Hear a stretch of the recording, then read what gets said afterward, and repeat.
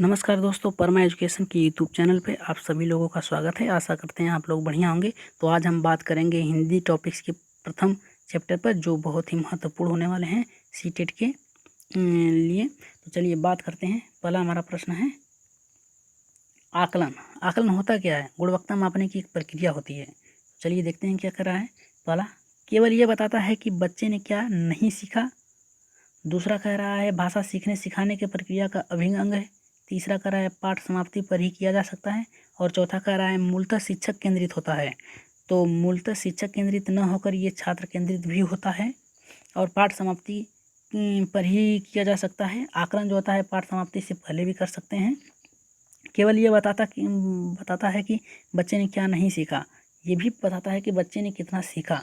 तो बचता है हमारा दूसरा। तो पहले का आंसर होगा दूसरा। चलिए आगे बढ़ते हैं दूसरे प्रश्न की ओर। दूसरा प्रश्न हमारा है भाषा में आकलन संभव है। ये पूछ रहा है भाषा में आकलन संभव है। तो आकलन का अर्थ होता है अंकन करना। चलिए देखते हैं। पहला, सीखने सिखाने की प्रक्रिया के दौरान अवलोकन द्वारा। दूसरा है केवल परीक्षाओं द्वारा। तीसरा बता रहा है कि केवल परियोजना कार्य द्वारा। और चौथा कह रहा है केवल गतिविधि द्वारा। तो जल्दी से आंसर बताइए दूसरे का। दूसरे का आंसर क्या होगा?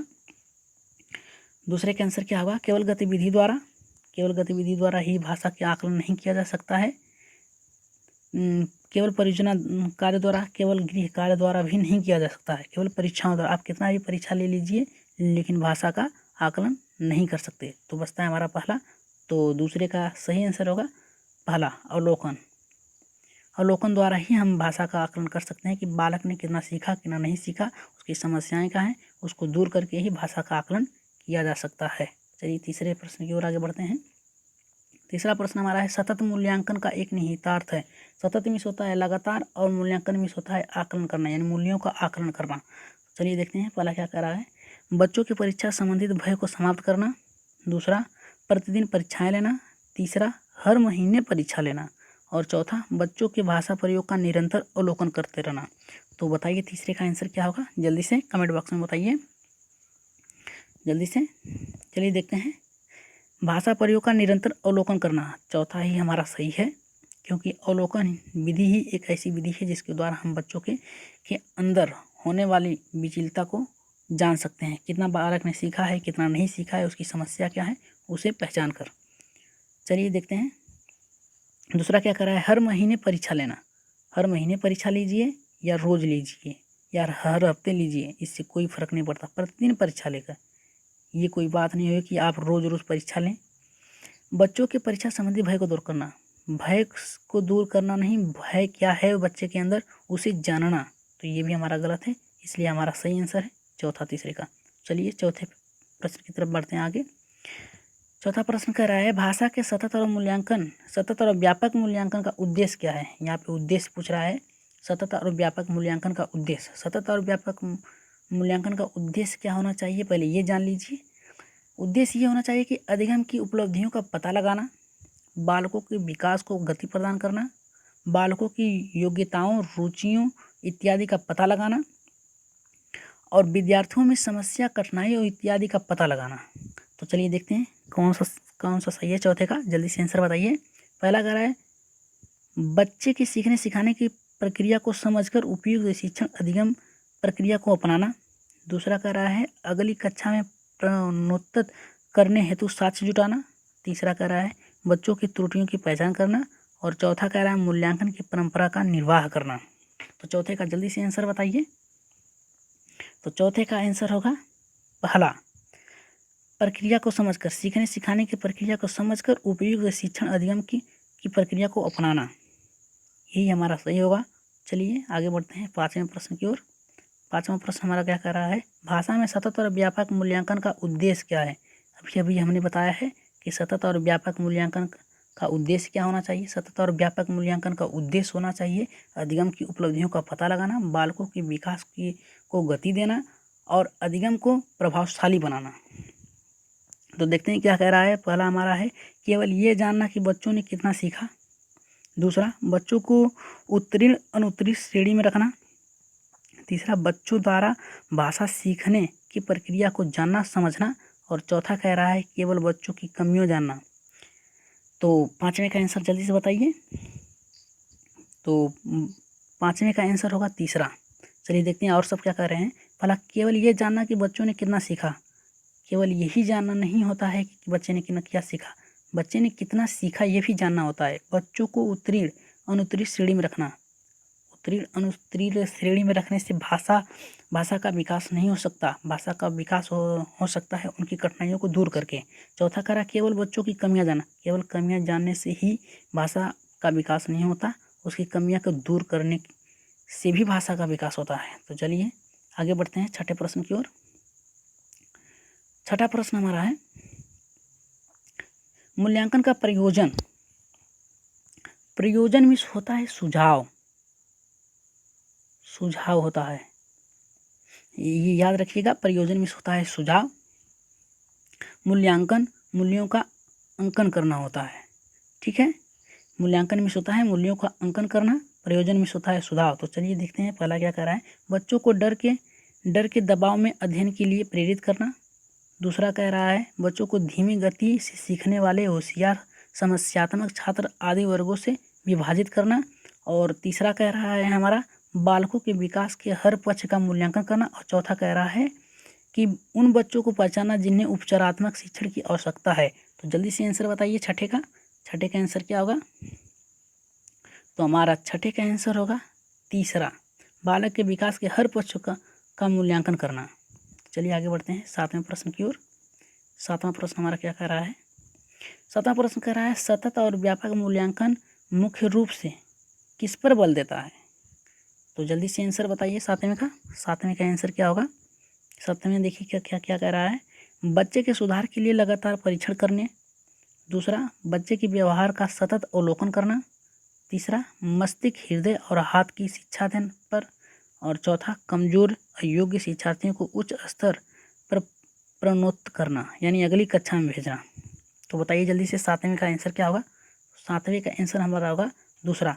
आप लोग ये याद रखिएगा, अगर सीटेट में कहीं भी ऑप्शन में अवलोकन दिख गया तो पहले उसे सही करिएगा, इसके बाद जो होगा देखा जाएगा। तो चलिए सातवें का हमारा दूसरा सही है। चलिए आगे बढ़ते हैं आठवें प्रश्न की ओर। आठवां प्रश्न हमारा क्या कह रहा है, सतत और व्यापक मूल्यांकन की शुरुआत में मूल्यांकन व्यवस्था को क्या करना चाहिए। पहला है बच्चे के संपूर्ण व्यक्तित्व को ज़्यादा प्रदर्शित करने वाला बनाया है। और दूसरा कह रहा है बहुत अधिक विवरण को शामिल करते हुए जटिल बनाया। तीसरा कह रहा स्पष्ट बताया है कि क्योंकि विद्यार्थी के निश्चित रैंक को जाना नहीं जा सकता। चौथा कह रहा है केवल शैक्षणिक क्षेत्रों में निष्पादन का विश्लेषण करने के लिए ज़्यादा व्यापक होता है। तो जल्दी से बताइए आठवें का आंसर क्या होगा, जल्दी से बताइए। तो आठवें का हमारा आंसर होगा पहला, बच्चे के संपूर्ण, यहाँ पे संपूर्ण दे रहा है, संपूर्ण से तात्पर्य है उसके सभी उसकी कठिनाइयाँ क्या हैं उसके बारे में व्यक्तित्व को ज़्यादा प्रदर्शित करने वाला बताया है। तो चलिए आगे बढ़ते हैं नौवें प्रश्न की तरफ। नौवां प्रश्न हमारा है, नवा प्रश्न हमारा क्या कह रहा है, हिंदी भाषा के सतत और व्यापक मूल्यांकन के संदर्भ में कौन सा कथन उचित नहीं है। यहाँ पे नहीं दिया है, आप लोग पेपर में जैसे बैठिएगा तो पहले नहीं को देखिएगा कि कहाँ नहीं है कहाँ है, इसके बाद ही प्रश्न को ढूंढिएगा। तो चलिए देखते हैं पहला क्या कह रहा है। पहला कह रहा है ये बच्चे के संदर्भ में ही मूल्यांकन करता है। दूसरा कह रहा है यह बच्चों को उत्तीर्ण अनुत्तीर्ण श्रेणियों में विभाजित करने में विश्वास रखता है। तीसरा कह रहा है कि सतत और व्यापक मूल्यांकन बच्चों की सीखने की क्षमता और तरीकों के बारे में जानकारी देता है।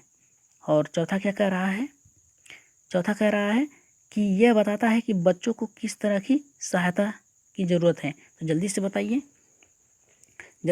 इसका आंसर क्या होगा नौवें का आंसर बताइए जल्दी से।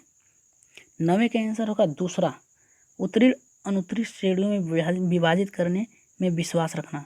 ये गलत, यही हमारा सही है, उत्तीर्ण अनुत्तीर्ण श्रेणियों में विभाजित करने के लिए कह रहा है। तो चलिए आगे बढ़ते हैं 10वें प्रश्न की ओर। 10वां प्रश्न हमारा है भाषा का आकलन की प्रक्रिया क्या है। तो पहला है पाठ के अंत में दिए गए अभ्यासों के माध्यम से होता है। दूसरा सीखने सिखाने के दौरान भी चलती है। और तीसरा कह रहा है केवल बच्चों का निष्पादन जानने के लिए होता है। चौथा केवल शिक्षक का निष्पादन जानने के लिए ही होता है। तो 10वें का उत्तर बताइए जल्दी से। 10वें का उत्तर क्या होगा? तो 10वें का आंसर होगा दूसरा, सीखने सिखाने के दौरान भी चलती है। भाषा का आकलन जो होता है सीखने सिखाने के दौरान भी चलता है। यानी बालक क्या सीख रहा है क्या नहीं सीख रहा है, पढ़ाते समय ही बालक से हम पूछ सकते हैं कि आपको क्या कठिनाई है क्या नहीं है, उसके बाद उस समस्या को दूर करना ही आकलन कहलाता है। तो चलिए 11वें के प्रश्न की तरफ आगे बढ़ते हैं। 11वां प्रश्न बहुत ही महत्वपूर्ण है। भाषा में आकलन करते समय आप किसे कम महत्व देंगे? यहाँ पे कम महत्व की बात कर रहा है कि भाषा आकलन करते समय आप किसे सबसे कम महत्व देंगे। तो पहला हमारा है प्रश्नों का निर्माण करना, दूसरा परिचर्चा, तीसरा सृजनात्मक लेखन, चौथा प्रश्नों के उत्तर लिखना। तो जल्दी से बताइए, ये प्रश्न कई बार आ भी चुके हैं सीटेट में। तो जल्दी से बताइए 11वें का क्या होगा? तो 11वें का होगा पहला प्रश्नों का निर्माण करना, यही हमारा सही होगा आंसर। चलिए 12वें प्रश्न की ओर बढ़ते हैं। 12वां प्रश्न क्या कह रहा है हमारा? भाषा आकलन में कौन सा तत्व सर्वाधिक महत्वपूर्ण है? पूछ रहा है भाषा के आकलन में कौन सा महत्व सबसे महत्वपूर्ण है, तत्व सबसे महत्वपूर्ण है। तो देखते हैं पहला क्या कह रहा है? सुलेख, भाषिक संरचनाओं पर आधारित प्रश्न, तीसरा कह रहा है विविध अर्थ वाले प्रश्न पूछना, चौथा कह रहा है श्रुतलेख। तो जल्दी से इसका आंसर बताइए। 12वें का आंसर जल्दी से बताइए। 12वें का आंसर होगा दूसरा, भाषिक संरचनाओं का आधारित प्रश्न। भाषिक संरचनाओं पर आधारित प्रश्न ही हमारा सही होगा।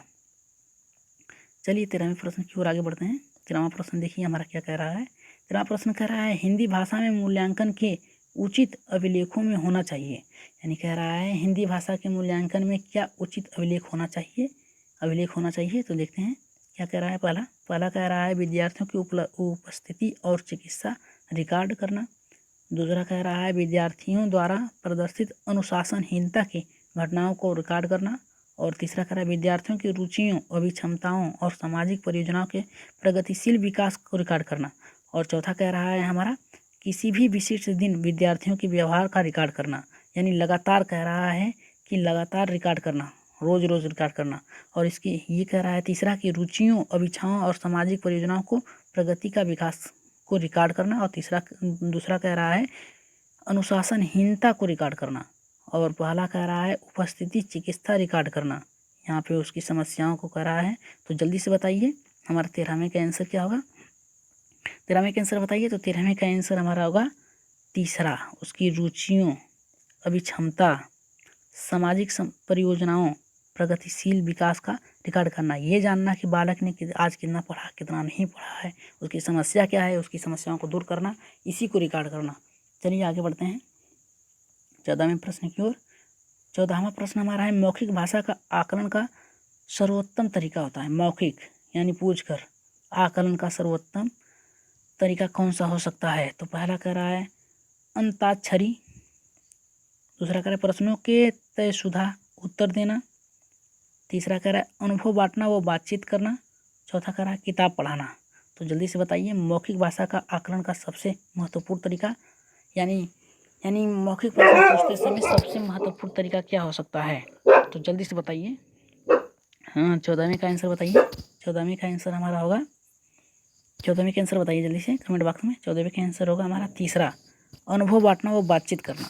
यानी हम ये देख सकते हैं मौखिक प्रश्न पूछते समय कि बालक में कितनी बुद्धि की विकास हो चुकी है, कितना नहीं हुआ है। उसके बाद जैसे हम पूछ सकते हैं कि भारत की राजधानी कहाँ है, तो बालक बताएगा कि दिल्ली। आज जिसको नहीं आ रहा है वो बताएगा कि मुंबई है, गोवा है। तो इसके द्वारा हम मौखिक प्रश्नों के द्वारा हम ये पता लगा सकते हैं कि बालक में कितना विकास हुआ है। चलिए आगे बढ़ते हैं 15वें प्रश्न की ओर। 15वां प्रश्न हमारा क्या कह रहा है? 15वां कह रहा है कि हिंदी भाषा में सतत और व्यापक मूल्यांकन करते समय आप किस बात पर विशेष ध्यान देंगे? यहाँ पे कह रहा है सतत और व्यापक मूल्यांकन करते समय आप किस बात पर विशेष ध्यान देंगे? तो पहला हमारा है शुद्ध वर्तनी पर, दूसरा परियोजना कार्य पर, तीसरा शुद्ध उच्चारण पर, और चौथा विभिन्न संदर्भों में भाषा प्रयोग की कुशलता पर। तो जल्दी से इसका आंसर बताइए 15वें का। 15वें का आंसर होगा हमारा, जल्दी से बताइए, चौथा विभिन्न संदर्भों में भाषा प्रयोग की कुशलता पर।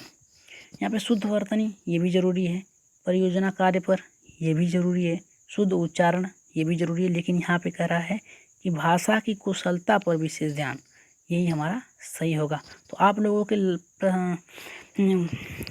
क्लास में लास्ट में 2 प्रश्न रखे गए हैं जो आप लोगों को टेलीग्राम चैनल पे उसके उत्तर देना है। तो चलिए आगे बढ़ते हैं 16वें क्वेश्चन की ओर। 16वां क्वेश्चन हमारा क्या कह रहा है, बच्चों की भाषिक अभिव्यक्ति कह रहा है, बच्चों की भाषिक अभिव्यक्ति के आकलन के लिए किस तरह के प्रश्न सहायक होंगे। यहाँ पे अभिव्यक्ति से मतलब होता है प्रकट करना, यानी भाषा को प्रकट करने के लिए सबसे महत्वपूर्ण सहायक क्या नहीं होगा, यहाँ पे सहायक नहीं होगा। देखिए पहला क्या कर रहे हैं, बहुविकल्पी प्रश्न, बहुविकल्पी प्रश्न सहायक नहीं होगा। दूसरा अति लघुत्तरात्मक सहायक नहीं होगा। तीसरा निबंधात्मक नहीं होगा। और चौथा सारांश प्रस्तुत करना। जल्दी से बताइए 16वें का उत्तर क्या होगा। 16वें का उत्तर बताइए। 16वें का उत्तर होगा बहुविकल्पी, ये हमारा सही होगा। तो चलिए 17वें प्रश्न की ओर आगे बढ़ते हैं। 17वां प्रश्न हमारा क्या कह रहा है, 17वां प्रश्न कह रहा है कि पाठ्य कुशलता का मूल्यांकन करने के लिए क्या करेंगे। यहाँ कह रहा है पाठ कुशलता के मूल्यांकन के लिए, यानी पाठ बनाने के लिए उसका मूल्यांकन करने के लिए क्या आप करेंगे। तो पहला है पढ़ी गई सामग्री पर तथ्यात्मक प्रश्न पूछेंगे। दूसरा कह रहा है पढ़ी गई सामग्री पर प्रश्न बनाएंगे। तीसरा कह रहा है पुस्तक के किसी पाठ की पंक्तियाँ पढ़ाएंगे। और चौथा कह रहा है प्रश्नों बच्चों से जोर जोर से बोलकर पढ़ने के लिए कहेंगे, जिससे उच्चारण की जांच हो सकती है। ये प्रश्न CTET में आ चुके हैं, तो इसका आंसर आप लोग स्वयं देंगे जल्दी से कमेंट बॉक्स में 17वें का। तो 17वें का उत्तर जल्दी से दीजिए। 17वें का उत्तर होगा हमारा तीसरा, पुस्तक के किसी पाठ की पंक्तियाँ पढ़वाएंगे। चलिए आगे बढ़ते हैं 18वें प्रश्न पे। 18वां प्रश्न हमारा है नाटक शिक्षण में सतत और व्यापक मूल्यांकन के लिए निम्नलिखित में से कौन सा सर्वाधिक महत्वपूर्ण है। यहाँ पे नाटक शिक्षण के लिए कह रहा है, यानी नाटक यानी किसी भी कलाकार की नकल करना। नाटक शिक्षण के में सतत और व्यापक मूल्यांकन के लिए निम्नलिखित में से कौन सर्वाधिक महत्वपूर्ण पूछ रहा है। तो देखते हैं पहला क्या है, लिखित परीक्षाओं द्वारा।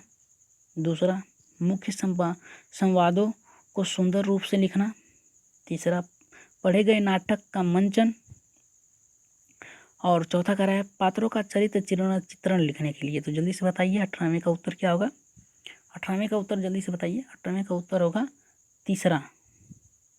18वें का उत्तर होगा तीसरा, पढ़े गए नाटक का मंचन। चलिए 19वें प्रश्न की ओर आगे बढ़ते हैं। 19वां प्रश्न देखिए क्या कर रहा है, बच्चों के लिखित कार्य के आकलन में सर्वाधिक महत्वपूर्ण है। कह रहा है लिखित कार्य में आकलन में सर्वाधिक महत्वपूर्ण है, यानी बच्चे के लिखित कार्य में सबसे अधिक महत्वपूर्ण क्या है। तो पहला हमारा है अभिव्यक्ति विचार। दूसरा वर्तनी। तीसरा वाक्य विन्यास। चौथा तत्सम शब्दों का प्रयोग। तत्सम में होता है जो संस्कृत भाषा से स्वयं आए हुए हैं। और वाक्य विन्यास यानी उसका सही प्रयोग।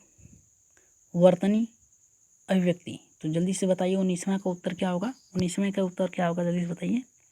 19वें का उत्तर होगा पहला अभिव्यक्ति विचार, यानी व्यक्ति का विचार क्या है ये महत्वपूर्ण है सबसे ज़्यादा।